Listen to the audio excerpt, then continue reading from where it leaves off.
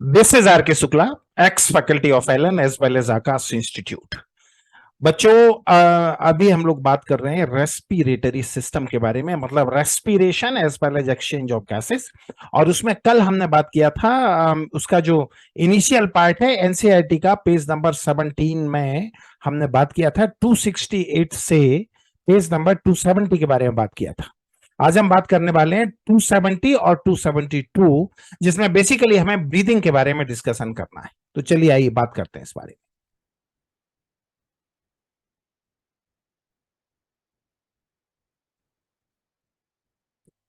चलिए आज हम लोग बात करने वाले हैं breathing and exchange of gases, और इसमें आप ध्यान से देखेंगे तो आपको समझ आएगा कि यहाँ पेज नंबर दिया हुआ है। पेज नंबर हमने यहाँ पर मेंशन किया हुआ है। आज हम पेज नंबर 270 से 272 के बारे में बात कर रहे हैं। तो सबसे पहले बात कर लें, कल हमने क्या पढ़ा था।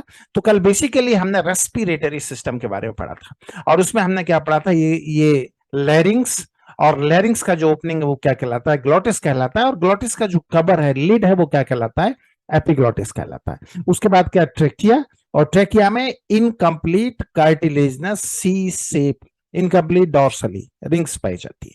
ट्रेकिया के बाद क्या आता है, ब्रोंकस, और ब्रोंकस की ब्रांच क्या कहलाती है, ब्रोंक्यूल्स। और ब्रोंक्यूल्स का टर्मिनेशन कहाँ होता है, ये होता है एल्वेलाई। ठीक है। और इसका लोकेशन क्या है, अगर आप लंग्स के लोकेशन का बात करते हो तो याद रखना, थोरेसिक कैविटी में ये थोरेसिक कैविटी में वन पेयर लंग्स पाए जाते हैं, जिनके बीच का स्पेस क्या कहलाता है, ये कहलाता है मीडियास्टिनम। और मीडियास्टिनम में हार्ट भी पाया जाता है। यहां तक हम लोग कल बात कर चुके हैं। अगर इसका डिटेल आप देखना चाहते हो तो कल वाले लेक्चर में आप देख सकते हो। अब हम बात कर रहे हैं किसके बारे में, अभी हमें बेसिकली बात करना है फिजियोलॉजी ऑफ रेस्पिरेशन, और उसमें भी खास तौर से हमें बात करना है ब्रीदिंग के बारे में। तो सबसे पहले हम जानने का प्रयास करते हैं कि आखिर physiology of respiration as well as exchange of gases में होता क्या है। तो देखो, ये हमने बनाया लंग्स, ये जो हमने बनाया ये स्ट्रक्चर लंग्स के लिए है, और ये हमारी बॉडी का ब्लड है, जिसमें हार्ट भी आ जाता है, एओर्टा भी आ जाता है, और बॉडी ऑर्गन भी आ जाते हैं। और यहां पर हमने बनाया टिश्यू। तो सबसे पहले हम लोग बात करेंगे लंग्स में देखो, ये सेंटर पोर्शन है, ये किसका है, एल्वेलाई का है। और पेरिफेरी पर जो मैंने बनाया, ये एल्वेलाई की बॉल पर पाया जाने वाला ब्लड है। जैसे कि आपको मालूम है, एल्वेलाई की बॉल पर बहुत सारा ब्लड कैपिलरी पाया जाता है, और ब्लड कैपिलरी में ब्लड होता है। तो देखो, सबसे पहले जो एल्वेलाई का ऑक्सीजन है, वो एल्वेलाई से निकलकर कहां पहुंच जाएगा, एल्वेलर एपिथेलियम की ब्लड कैपिलरी में पाए जाने वाले ब्लड। ध्यान से मेरी बात को सुनना है। कहां से हम लोग चालू कर रहे हैं, हम लोग चालू कर रहे हैं लंग्स से। एल्वेलाई में बहुत सारा ऑक्सीजन होता है, तो एल्वेलाई का जो ऑक्सीजन है, ये एल्वेलाई से निकलकर कहां पहुंच जाएगा, एल्वेलर की बॉल में पाए जाने वाले ब्लड में। और एल्वेलाई की ब्लड में बहुत ज्यादा कार्बन डाइऑक्साइड होता है, तो ये कार्बन डाइऑक्साइड एल्वेलर ब्लड से निकलकर कहां पहुंच जाएगा, एल्वेलाई में पहुंच जाएगा। तो पहला एक्सचेंज ऑक्सीजन और कार्बन डाइऑक्साइड का कहां पर होगा, एल्वेलाई के लेवल पर, लंग्स के लेवल पर होगा। ठीक है। उसके बाद ये ऑक्सीजन कहां पहुंचेगा, ये ऑक्सीजन पल्मोनरी वेन से होता हुआ कहां पहुंचेगा, हार्ट में, हार्ट के लेफ्ट ऑरिकल में, फिर लेफ्ट वेंट्रिकल में, और लेफ्ट वेंट्रिकल से होता हुआ कैरोटिकोसिस्टेमिक एओर्टा से होता हुआ कहां पहुंच जाएगा, बॉडी ऑर्गन में पहुंच जाएगा। अब बॉडी ऑर्गन के अंदर क्या होता है, बहुत सारा टिश्यू होता है। तो देखो, यहां हमने ये बॉडी ऑर्गन बनाया, इसका जो सेंट्रल पोर्शन है वो क्या है, टिश्यू है।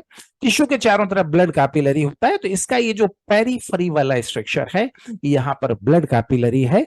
जो आर्टरी का ब्रांच, आर्टेरियोल का ब्रांच कैपिलरी, तो टिश्यू में कई सारा ब्लड कैपिलरी होता है, जिससे लिम्फ बाहर निकलता है। तो देखो, यहां पर जो चारों तरफ ब्लड है, उसका ऑक्सीजन कहां पहुंच जाएगा, टिश्यू में पहुंच जाएगा। और टिश्यू का जो कार्बन डाइऑक्साइड है, वो कहां पहुंचेगा, वो ब्लड में पहुंच जाएगा। अब ब्लड में कार्बन डाइऑक्साइड बढ़ जाएगा, ऑक्सीजन कम हो जाएगा, तो ये ब्लड कैसा हो जाएगा, डीऑक्सीजनेटेड ब्लड। तो यहां हमने इसका कलर चेंज किया है, और कैसे कलर से बनाया, ब्लू कलर से बनाया। अब ये जो डीऑक्सीजनेटेड ब्लड है, ये कहां जाएगा, ब्रेन में जाएगा। ये बेनियोल से होता हुआ कहां जाएगा, ब्रेन से कहां जाएगा, वेना केवा में, और वेना केवा से कहां जाएगा, हार्ट में, और हार्ट से पल्मोनरी आर्टरी से होता हुआ ये कहां पहुंच जाएगा, लंग्स के अंदर पहुंच जाएगा। अब इस पूरे सर्किल में देखो, दो जगह एक्सचेंज हो रहा है। पहला एक्सचेंज हो रहा है लंग्स के लेवल पर, एल्वेओलाई के लेवल पर ऑक्सीजन और कार्बन डाइऑक्साइड का, और दूसरा एक्सचेंज हो रहा है टिश्यू के लेवल पर, बॉडी ऑर्गन के लेवल पर ऑक्सीजन और कार्बन डाइऑक्साइड का। और उसके अलावा ट्रांसपोर्टेशन ऑफ ऑक्सीजन कहां से कहां तक, लंग्स से लेकर बॉडी ऑर्गन तक, और transportation of carbon dioxide body organ से लेकर लंग्स तक। तो यहां पर दो जगह एक्सचेंज है और दो तरह का ट्रांसपोर्टेशन है। ऑक्सीजन का ट्रांसपोर्टेशन लंग्स से लेकर बॉडी ऑर्गन तक, और कार्बन डाइऑक्साइड का ट्रांसपोर्टेशन बॉडी ऑर्गन से लेकर लंग्स तक। ये दो तरह का यहां पर ट्रांसपोर्ट है और एक तरह का यहां पर एक्सचेंज है। और ये दो तरह का, दो बार का एक्सचेंज और ये दो तरह का ट्रांसपोर्ट मिलकर क्या बनाते हैं, फिजियोलॉजी ऑफ रेस्पिरेशन। मेरे ख्याल से ये सभी बात आपको समझ में आई होगी। एक बार और समराइज कर लेते हैं। पहला एक्सचेंज कहाँ है, लंग्स के लेवल पर, दूसरा है टिश्यू के लेवल पर। पहला ट्रांसपोर्ट है ऑक्सीजन का, लंग्स बाया हार्ट, बाया एओर्टा और टू बॉडी ऑर्गन, और कार्बन डाइऑक्साइड का बॉडी ऑर्गन से लेकर ट्रांसपोर्टेशन कहां तक होगा, ये एल्वेओलाई ऑफ लंग्स तक होगा। तो ये बेसिक कंसेप्ट है जिसके बारे में हमने बात किया है। अगर हम रेस्पिरेशन के बारे में अगर हम फिजियोलॉजी ऑफ रेस्पिरेशन के बारे में बात करते हैं तो याद रखना दो तरह का एक्सचेंज और ऑक्सीजन और कार्बन डाइऑक्साइड का ट्रांसपोर्ट, ये सब मिलकर क्या बनाता है, ये सब मिलकर रेस्पिरेशन का फिजियोलॉजी बनाता है।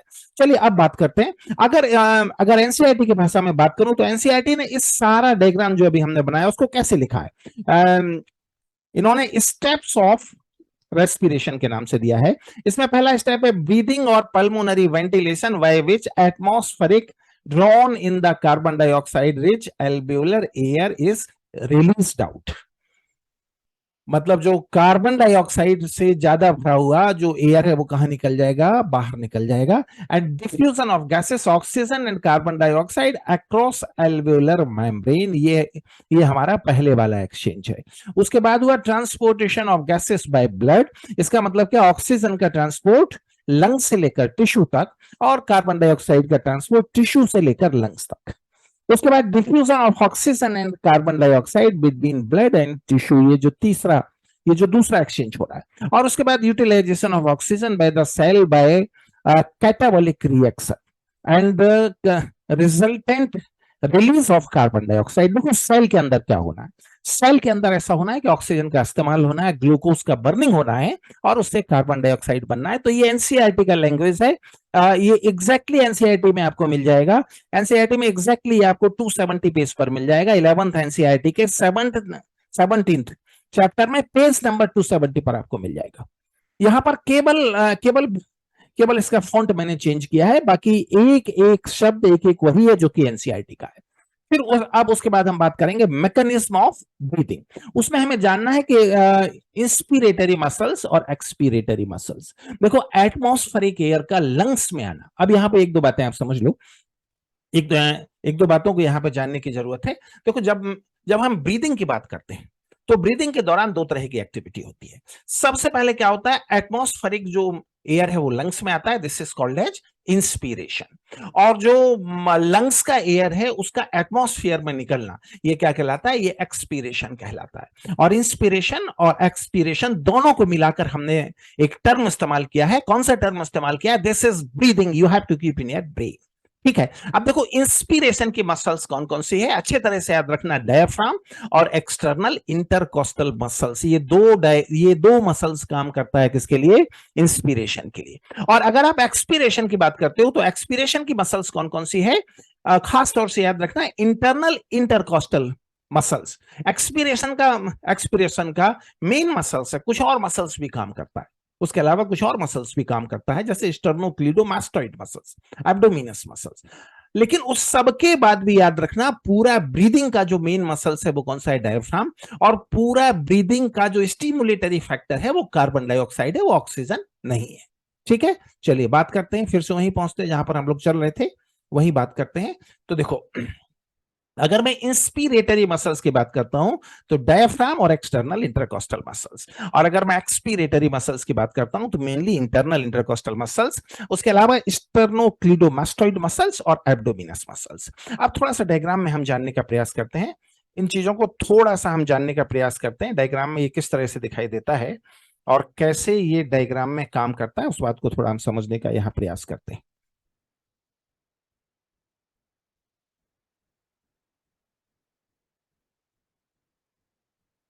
हाँ चलिए, थोड़ा सा यहाँ इसको हम यहाँ जानने का प्रयास करते हैं।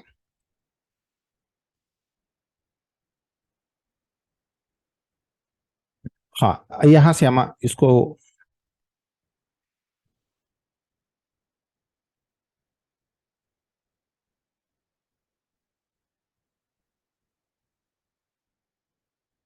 हाँ ये हमने, अब उसके बाद थोड़ा सा हम बात करें मसल्स के बारे में, थोड़ा सा बात हम लोग और करें, फिर हम डायग्राम के बारे में बात करेंगे। देखो डायाफ्राम का एसोसिएटेड एक्सिस क्या है, एंटीरियो पोस्टीरियर एक्सिस, मतलब बॉडी के एंटीरियर साइड से पोस्टीरियर साइड के बीच में जो एक्सिस जाता है, जो हमारे हेड के सेंटर से पास होता है और लेग के बीच तक जाता है, वो कहलाता है एंटीरियर पोस्टीरियर एक्सिस। और डायाफ्राम क्या करता है, इस एक्सिस को इंक्रीज करता है। एक्सटर्नल इंटरकोस्टल मसल्स की बात करूं तो ये डॉर्सो वेंट्रल एक्सिस, जो हमारे वर्टिब्रल कॉलम से लेकर स्टर्नम तक जो एक्सिस जाता है, वो डॉर्सो वेंट्रल एक्सिस कहलाता है। और इसको एक्सटर्नल इंटरकोस्टल मसल्स क्या करता है, इसको इंक्रीज करता है। और इंटरनल इंटरकोस्टल मसल्स क्या करता है, डॉर्सो वेंट्रल एक्सिस को डिक्रीज करने का काम करता है। अब यहां पर हम डायग्राम देखते हैं, ये हमने एक डायग्राम बनाया। मान लीजिए बॉडी का इंटीरियर एंड है, इंटीरियर एंड मतलब हेड साइड और नेक साइड, और ये बॉडी का पोस्टीरियर एंड है और ये लेग साइड। अब मिड एंटीरियर पॉइंट से लेकर मिड पोस्टीरियर पॉइंट के बीच में अगर मैं एक लाइन खींच दूं, तो ये लाइन क्या कहलाएगा, ये कहलाएगा एंटीरियो पोस्टीरियर एक्सिस। और इस पर कौन काम करता है, इस पर डायफ्राम काम करता है। अगर डायफ्राम में कॉन्ट्रैक्शन होगा, व्हाट इज माय पॉइंट, अगर डायफ्राम में कॉन्ट्रैक्शन होगा तो ये एक्सिस फैल जाएगा, और अगर डायफ्राम में रिलैक्सेशन होगा तो ये एक्सिस कॉन्ट्रैक्ट हो जाएगा। इसी तरह से देखो, ये बॉडी का डॉर्सल साइड है और ये बॉडी का वेंट्रल साइड है। ठीक है, डॉर्सल वेंट्रल के बीच में जो एक्सिस है, this is called as dorso ventral axis. कौन सा एक्सिस कहलाता है, ये डॉर्सो वेंट्रल एक्सिस कहलाता है। और इस एक्सिस पर कौन काम करता है, याद रखना, इस पर जो है इंटरनल इंटरकोस्टल मसल्स और एक्सटर्नल इंटरकोस्टल मसल्स काम करता है। एक्सटर्नल इंटरकोस्टल मसल्स क्या करता है, इसको जो है थोड़ा सा इसमें इंक्रीज करता है, डॉर्सो वेंट्रल एक्सिस को इंक्रीज करता है, और इंटरनल इंटरकोस्टल मसल्स उसे डिक्रीज करता है। ठीक है, अब यहाँ थोड़ा सा हम थोरेक्स के बारे में बात कर लें, थोड़ा सा थोरेक्स के बारे में हम बात करें ताकि ये मसल्स आपको समझ आए। अगर थोरेसिक कैविटी की हम बात करूं तो डॉर्सल साइड पर क्या है, वर्टिब्रल कॉलम, वेंट्रल साइड पर क्या है, स्टर्नम। ठीक है, ये वेंट्रल साइड पर क्या हो जाएगा, ये वेंट्रल साइड पर देखो, ये वेंट्रल साइड वाला जो स्ट्रक्चर, ये स्टर्नम हो जाएगा। ठीक है, और देखो इन दोनों के बीच में है ये रिब्स, दोनों के बीच में क्या है, रिब्स है। आप अच्छी तरह से याद रखना, रिब्स पर जो मसल्स बाहर के साइड में लगी है, ये एक्सटर्नल इंटरकोस्टल मसल्स, और जो अंदर के साइड में लगी है, ये इंटरनल इंटरकोस्टल मसल्स। इस बात को याद रखना, जो बाहर के साइड में है वो एक्सटर्नल इंटरकोस्टल मसल्स, और जो ये अंदर के साइड में लगा है, ये इंटरनल इंटरकोस्टल मसल्स। ये लंग्स हो जाएगा, और सेंटर पे आपको क्या दिखाई देगा, सेंटर पे आपको इसोफेगस दिखाई देगा। तो याद रखना, डायफ्राम और एक्सटर्नल इंटरकोस्टल मसल्स किसके लिए काम करेंगे, इंस्पिरेशन के लिए, और इंटरनल इंटरकोस्टल मसल्स किसके लिए काम करेगा, एक्सपीरेशन के लिए। चलिए अब बात करते हैं। अब यहां पर अच्छी तरह से इस बात पे आपको ध्यान देना है, इस बात पर बहुत अच्छी तरह से यहां पे आपको ध्यान देना है। देखो ये पहला डायग्राम, ये जो पहला डायग्राम आप देख रहे हो, जो बिल्कुल पहला इसमें डायग्राम है, इसको ध्यान से देखेंगे। देखो इस डायग्राम में ये डायफ्राम, ये जो यहाँ ग्रीन कलर से बना हुआ है, ये डायफ्राम है। और ये दूसरे डायग्राम में भी ये देखो, ये जो ग्रीन कलर से बना हुआ है, ये डायफ्राम है। इस बात को अच्छी तरह से दिमाग में सेट करना है। अब देखो, यहाँ पर एक बात को अच्छी तरह से आपको दिमाग में बिठा के रखना, एक बात को अच्छी तरह से सेट करना है। देखो ये यहाँ डायफ्राम है और यहाँ पर ये डायफ्राम, जरा दोनों डायफ्राम का कंपैरिजन करो। यहाँ डायफ्राम एकदम स्ट्रेट है, एकदम कैसा है, स्ट्रेट है, और जब डायफ्राम का कॉन्ट्रैक्शन होगा तो ये स्ट्रेट हो जाएगा। देखो यहाँ पर डायफ्राम कैसा है, ये देखो, ये डोम शेप या आर्च्ड, क्या कहेंगे, डोम शेप या आर्च्ड। जब भी डायफ्राम रिलैक्स होगा, जब भी डायफ्राम रिलैक्स होगा तो कैसा हो जाएगा, डोम शेप हो जाएगा। अब जरा ध्यान देना, ये क्या है, ये लंग्स है।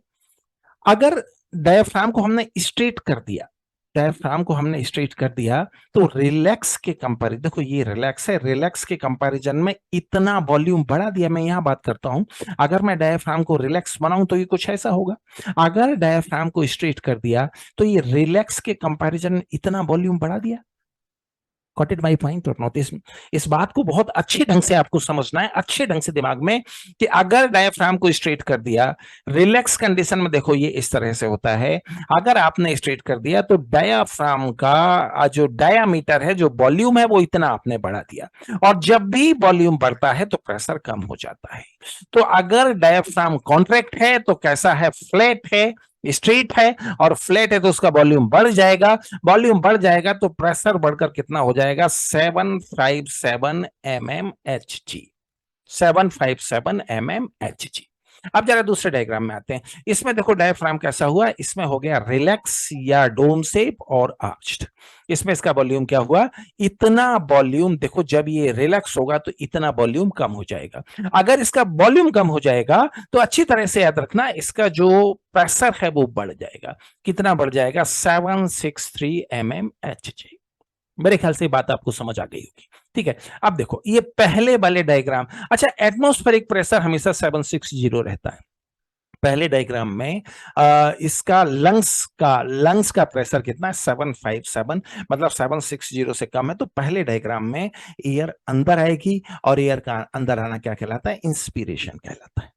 अगर मैं सेकंड डायग्राम की बात करूं तो इसमें लंग्स का प्रेशर कितना है? 763, मतलब एटमॉस्फेरिक के प्रेशर से, एटमॉस्फेयर के प्रेशर से ज्यादा है। तो ऐसे में क्या होगा? ऐसे में यहां का एयर निकलकर बाहर आ जाएगा, यहां का एयर निकलकर इस तरह से बाहर आ जाएगा, और एयर निकलकर बाहर आ जाएगा। तो इस बात को अच्छी तरह से याद रखना, इस बात को अच्छी तरह से याद रखना है कि ये एक्सपीरेशन हो जाएगा। कुल मिलाकर 2-3 बातें आपको याद रखना है। अगर डायफ्राम में कॉन्ट्रैक्शन होगा, उसी समय एक्सटर्नल इंटरकोस्टल मसल्स में भी कॉन्ट्रैक्शन होगा। अगर डायफ्राम में कॉन्ट्रैक्शन होगा तो इस बात को अच्छी तरह से याद रखना कि लंग्स का वॉल्यूम बढ़ जाएगा, वॉल्यूम कम हो जाएगा, प्रेशर एटमॉस्फेयर से, वॉल्यूम अगर बढ़ जाएगा तो प्रेशर एटमॉस्फेयर से कम हो जाएगा और इंस्पिरेशन होगा। और अगर डायफ्राम रिलैक्स होगा, मतलब डोम शेप होगा, मतलब आर्च्ड होगा, गॉट इट माय पॉइंट? तो उसका वॉल्यूम क्या होगा? कम होगा, प्रेशर बढ़ जाएगा, और तो प्रेशर एटमॉस्फेयर से ज्यादा हो जाएगा। अब देखो याद रखना, लंग्स के वॉल्यूम का बढ़ना और प्रेशर का कम होना मतलब negative intrapleural pressure, intrapulmonary pressure. Atmosphere के कंपैरिजन में लंग्स का वॉल्यूम कम होना मतलब नेगेटिव इंट्रापल्मोनरी प्रेशर, और एटमॉस्फेयर के कंपैरिजन में लंग्स के वॉल्यूम का बढ़ना मतलब पॉजिटिव इंट्रापल्मोनरी प्रेशर। तो इंस्पिरेशन के समय नेगेटिव इंट्रापल्मोनरी प्रेशर होता है, और एक्सपिरेशन के समय कैसा होता है? पॉजिटिव होता है। चलिए आगे बढ़ते हैं, फिर से और चीजों को हम समझने का प्रयास करते हैं, और बातों को हम जानने का प्रयास करते हैं। चलिए आगे बढ़ते हैं। तो ये हमने बात कर लिया। अब यहाँ जो लिखा हुआ है, इन चीजों को ध्यान से देख लेंगे। जरा इन चीजों को यहाँ से ध्यान से देखो, जो हमने यहाँ लिखा हुआ है। ये डायफ्राम कॉन्ट्रैक्ट हुआ, वॉल्यूम ऑफ लंग्स इंक्रीज हुआ, इंट्रा पल्मोनरी प्रेशर कैसा हुआ? डिक्रीज हुआ, नेगेटिव हुआ, और एंट्री ऑफ एयर।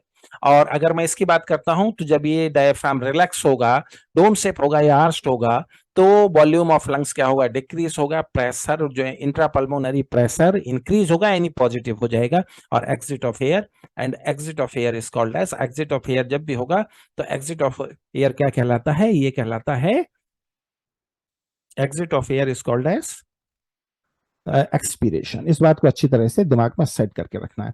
चलिए फिर हम यहां से आगे बढ़ते हैं, और इसके आगे जो चीजें उनको हम समझने का प्रयास करते हैं। चलिए यहां से आगे बढ़ते हैं, और हाँ यहां से हम आगे बढ़ने का प्रयास करते हैं, और जस्ट वेट। अगर इन्हीं चीजों को मैं चार्ट फॉर्म में बनाऊं, अगर इन्हीं चीजों को मैं आपको चार्ट फॉर्म में दिखाने की कोशिश करूं, तो आप देखोगे, चार्ट फॉर्म में बनाता हूं तो देखो, डायफ्राम फ्लैट और contract, volume increase, pressure decrease till 757 mmHg, atmospheric pressure static at 760। तो क्या होगा? Entry of air, this is called as inspiration. फिर जरा एक्सपिरेशन की बात करूं, डायफ्राम एक्सपिरेशन में कैसा होगा? रिलैक्स और डोम शेप और आर्च्ड। वॉल्यूम क्या होगा? डिक्रीज होगा, pressure increase by 763, atmospheric pressure static at 760, और एग्जिट ऑफ एयर और एक्सपीरेशन। ठीक है, अब यहां पर एक दूसरा पॉइंट आपके सामने आता है जिसके बारे में हमें बात करना, जिसको हमें डिस्कस करना है। देखो, volume and capacity of lungs, इसमें कुछ बातें मैं आपको समझाना चाहता हूं। देखो, जैसे आप बिल्कुल आराम से बैठे हो, जैसे मैं अभी बैठा हूं, और नॉर्मली आप इंस्पायर कर रहे हो और आप एक्सपायर कर रहे हो, तो जब बिल्कुल आप आराम से बैठे होते हो तो एक बार के इंस्पिरेशन में 500 ml एयर आप अंदर लेते हो। इस बात को अच्छी तरह से याद रखना। जैसे एक बार आपने इंस्पायर किया तो आपने 500 ml एयर अंदर लिया, और अगर नॉर्मली एक्सपायर किया तो 500 ml एयर आपने छोड़ा। तो मतलब जब आप बिल्कुल जो है रिलैक्स बैठे हो, कोई भी प्रेशर आपके ऊपर काम नहीं कर रहा है, तो 500 ml एयर पर इंस्पिरेशन आप ले रहे हो और 500 ml एयर पर एक्सपिरेशन आप छोड़ रहे हो, and this is called as tidal volume. ये 500 ml एयर जो नॉर्मल इंस्पिरेशन में आप लेते हो, नॉर्मल एक्सपिरेशन में आप छोड़ते हो, this is called as tidal volume. अब देखो, आपने टाइडल वॉल्यूम लिया, फिर आपने फोर्सफुल इंस्पिरेशन किया, मतलब पहले आपने आराम से सांस लिया और उसके बाद आपने लंबा सांस लिया। पहले आपने आराम से सांस लिया, फिर आपने लंबा सांस लिया। इस बात को ध्यान से देंगे। देखो, जब आपने नॉर्मल सांस लिया तो आपने कितना अंदर लिया? 500 ml अंदर लिया। और जब आपने लंबा सांस लिया तो आपने कितना लिया? 2500 टू 3000 ml एयर। जरा इस बात को याद रखना। आपने नॉर्मल इंस्पायर किया, आपने 500 लिया, उसको हमने क्या कहा? Tidal volume. लेकिन जब नॉर्मल इंस्पिरेशन के बाद आपने पूरी ताकत के साथ इंस्पायर किया तो कितना अंदर लिया? 2500 टू 3000 ml। ये क्या कहलाता है? ये कहलाता IRB, इंस्पिरेटरी रिजर्व वॉल्यूम।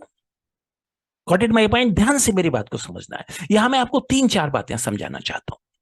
देखो, सबसे पहली बात, आपने नॉर्मल इंस्पायर किया, 500 ml को एयर लिया, ये क्या कहलाता है? ये कहलाता है टाइडल वॉल्यूम। फिर आपने फोर्सफुल इंस्पायर किया, आपने कितना अंदर लिया? आपने अंदर लिया कितना? 2500 टू 3000, 2500 से लेकर 3000 ml। ये क्या कहलाएगा? IRB, inspiratory reserve volume. अगर आप टाइडल वॉल्यूम और IRB, इंस्पिरेटरी रिजर्व वॉल्यूम, दोनों का सम टोटल कर देते हो तो कितना होता है? 3000 टू 3500।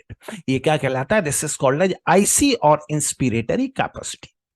अब हम इसको उल्टा कर देते हैं। मान लो कि आपने नॉर्मली एक्सपायर किया, मतलब टाइडल वॉल्यूम 500 ml को आपने छोड़ दिया।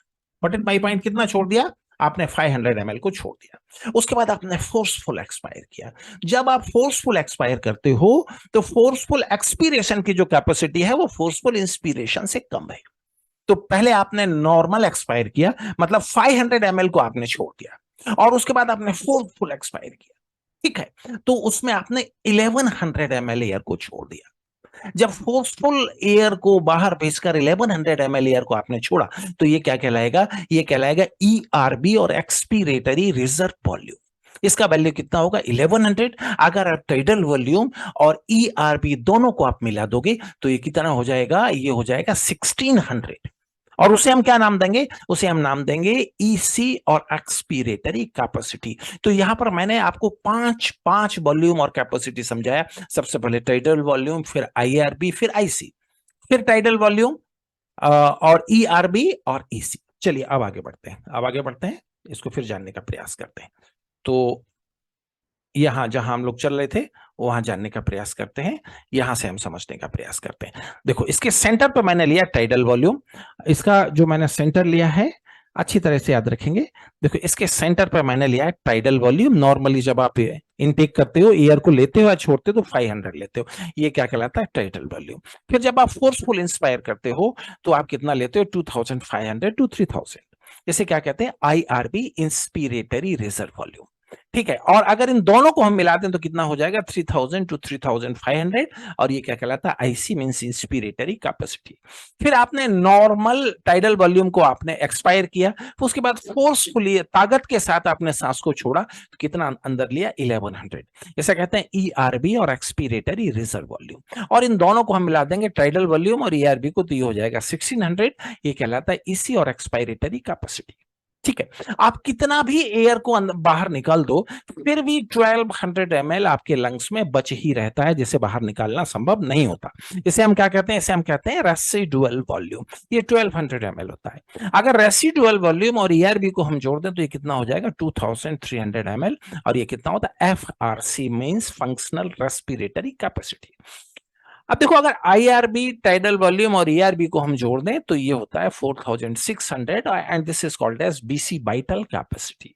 और अगर इन चारों को हम जोड़ दें मतलब टाइडल वॉल्यूम आईआरबी ईआरबी और उसके साथ साथ हम रेसिडुअल वॉल्यूम को भी जोड़ दें तो ये होता है 5800 ml and this is called as total lung capacity. ये क्या कहलाता है?